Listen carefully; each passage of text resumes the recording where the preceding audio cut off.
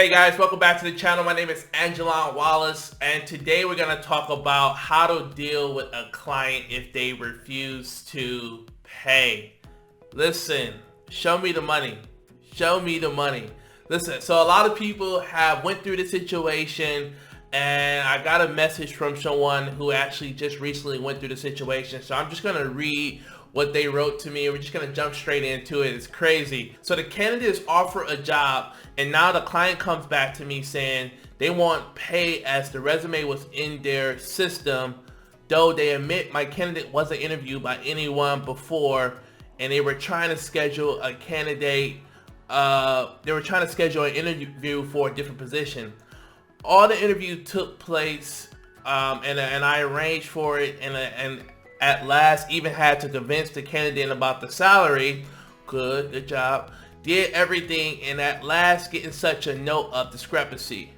For your information, this is a new client of mine, and I don't have an agreement with them. And the terms was as, and when make a placement, they would send me an agreement to me. So you have to make a placement first and then get the agreement signed. Okay, so what should I do in this situation? Looking forward to valuable suggestions. Hold up. We don't work off a word advice or IOUs. This is not the drug game, okay? This is not the drug game. Listen, don't ever work a job without your terms being signed. I don't care if the client tells you they got 10 jobs, they got 15 jobs. Until that contract is signed, do not work that job. Now, situation like this, it's crazy. It's crazy because this sounds like this recruiter did the whole 360 recruitment, from finding the candidate, qualifying them, negotiating them with salary, and locking them in.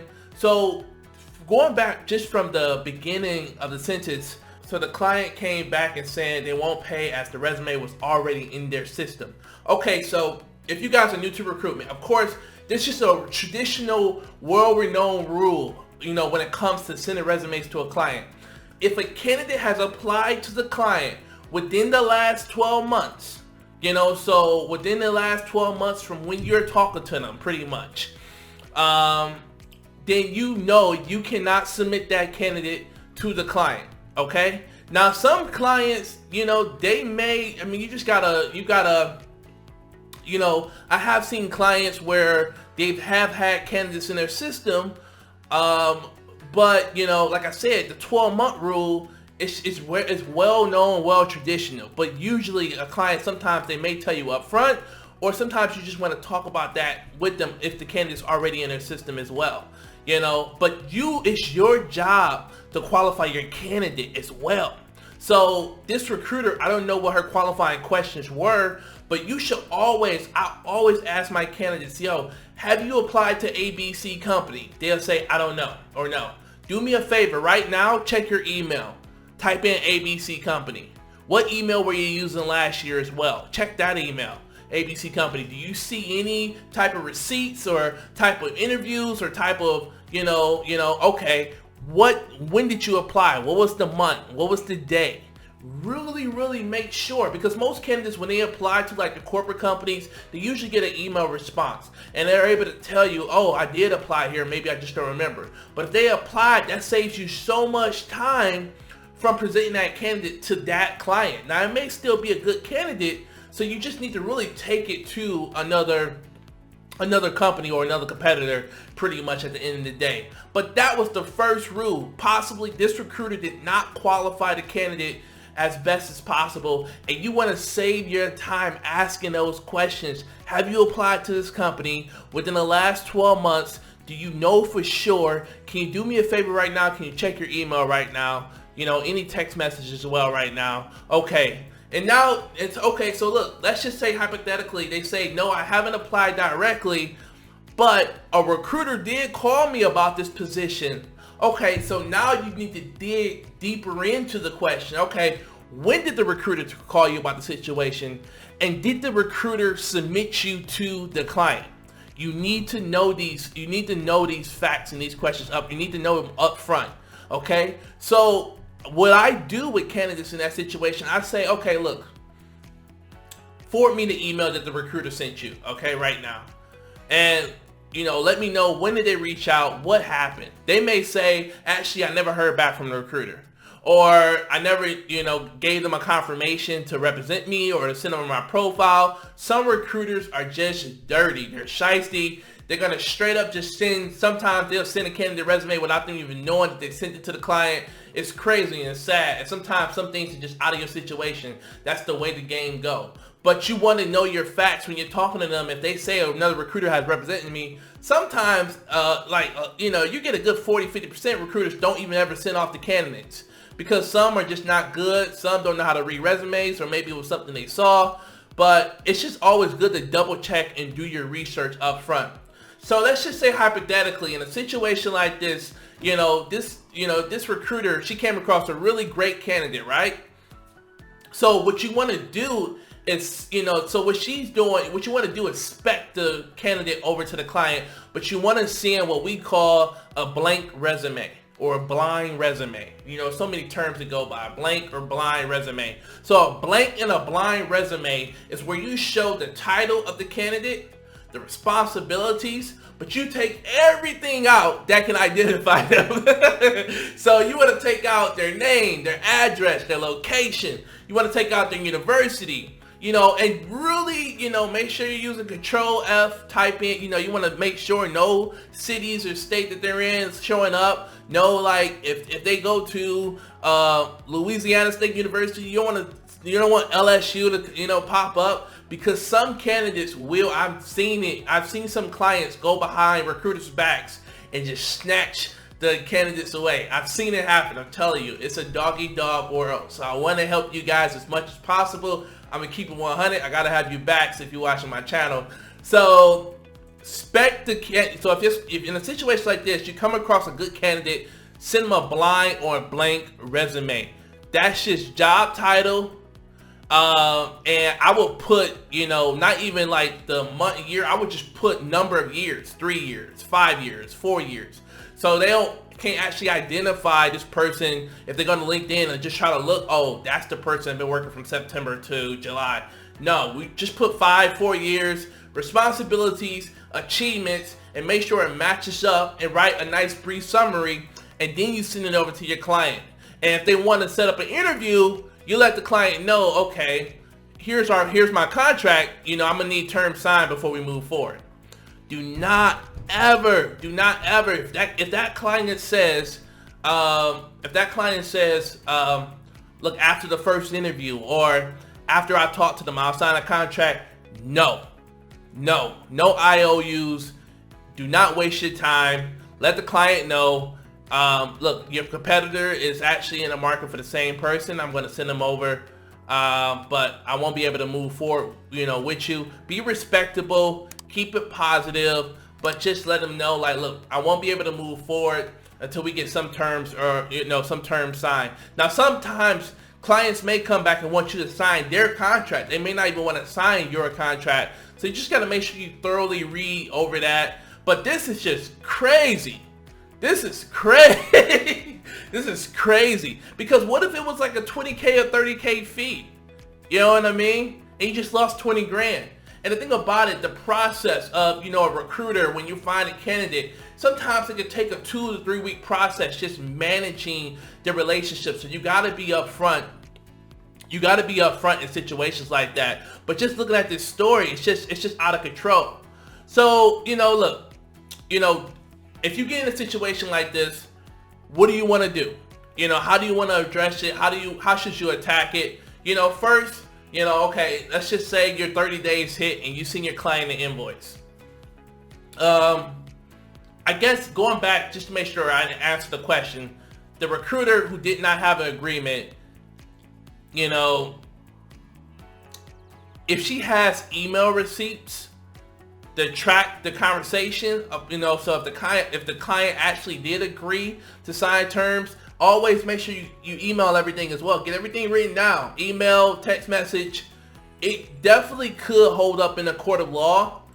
and she would still have a fighting chance of winning the placement for that recruiter.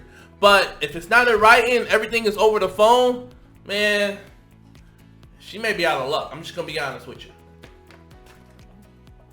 Even if you were in a situation like this, if you got email, you got text message, you can still use that in the court of law, and I'm pretty positive you'll still be able to win the case.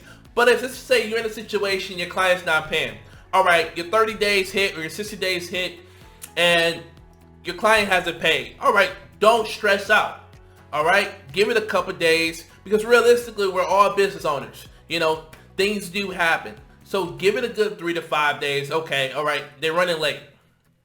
Okay, reach out to them again and let them know, okay, in your contract, you do have a late fee clause, and if the contract's not paid, boom, send them 2.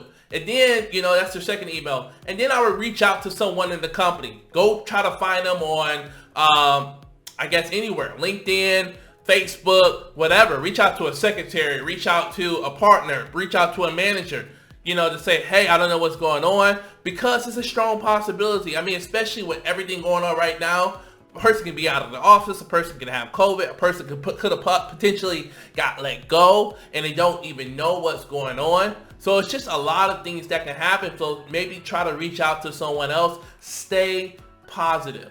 Do not call. Control your emotions. EI is so important, and we're going to be talking about that a lot through this channel.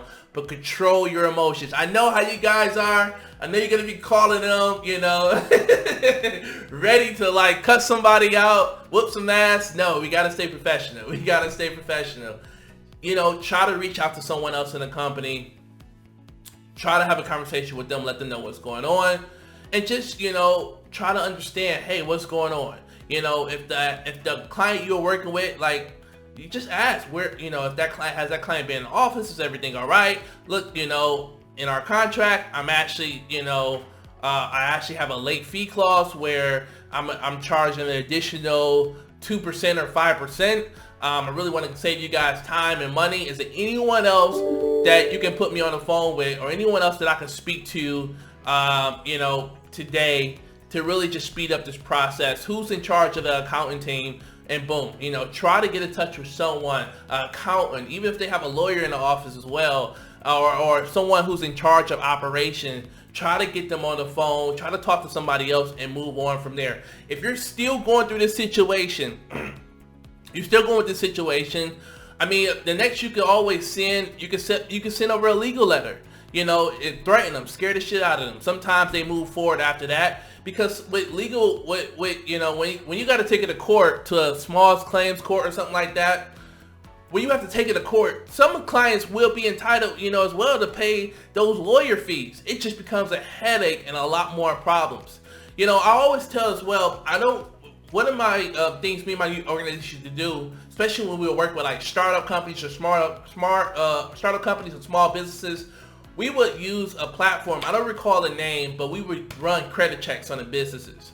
And that is something you can do as well, just to save you time. You can do a credit check, or you can just do your thorough research to make sure it's not a bad reputation with this company. Because if it's one, I'm pretty sure you're gonna find out.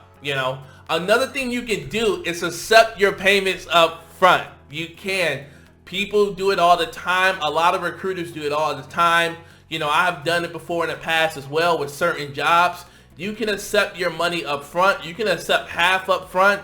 And that just also lets you know if the client's really about their business. Usually somebody that's willing to pay up front, you don't never really have to worry about them paying you off most times for the most part.